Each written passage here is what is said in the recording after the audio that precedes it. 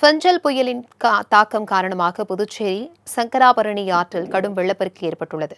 சுமார் 200க்கும் மேற்பட்ட வீடுகளுக்குள் வெள்ளம் புகுந்துள்ளது. இது குறித்தான கூடுதல் விவரங்களை எமது செய்தியாளர் தன்ராஜிடம் கேட்கலாம். வணக்கம் தன்ராஜ், இது குறித்தான கூடுதல் விவரங்கள் என்ன?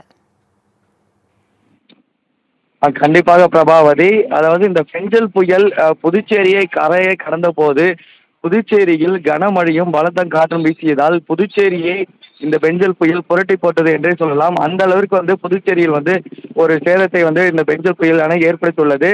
மேலும் நேற்று அந்த பெஞ்சல் புயலால் புதுச்சேரியில் மட்டும் 50 சென்டிமீட்டர் அளவுக்கு கனமழையானது கொட்டி தீர்த்துள்ளது.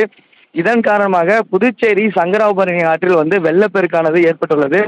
இந்த வெள்ளப்பெருக்கு காரணமாக புதுச்சேரி சங்கராபரணி ஆற்றை ஒட்டியுள்ள பகுதிகளில் வெள்ளப்பெருக்கு ஏற்பட்டு ஊருக்குள் மழை நீரானது புகுந்துள்ளது. அந்த வெள்ள நீரானது புகுந்துள்ளது. குறிப்பாக அந்த சங்கராபரணி ஆற்றை ஒட்டியுள்ள வில்லியனூர், ஒதியம்பட்டு, மணவெளி உள்ளிட்ட பல்வேறு பகுதிகளில் அந்த வெள்ள நீரானது ஊருக்குள் புகுந்ததால் அங்கு இருக்கக்கூடிய மக்கள் மிகுந்த பாதிக்கப்பட்டுள்ளனர்.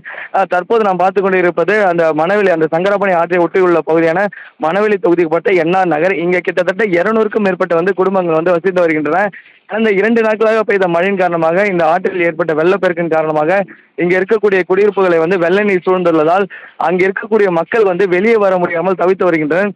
நேற்று ஒரு நாள் முழுவதுமே அந்த மக்கள் வீட்டிலிருந்து அந்த பகுதியிலிருந்து வெளியே வர முடியாமல் தவித்து வருகின்றனர். இந்த நிலையில் இன்று காலை முதல் மழை ஓய்ந்த நிலையில் அப்பகுதியில் பேரிடர் மீட்புத் துறையினர் மற்றும் துணை ராணுவ படையினர் படகுகள் மற்றும் அங்கே இருக்கக்கூடிய மக்களை பாதுகாப்பாக மீட்டு வருகின்றனர். தொடர்ந்து அங்கே இருக்கக்கூடிய மக்களை மீட்டு அருகில் உள்ள முகாம்களை தங்க வைப்பதற்கான ஏற்பாடுகள் தற்போது நடைபெற்று வருகிறது. தகவல்களுக்கு நன்றி தன்ராஜ்.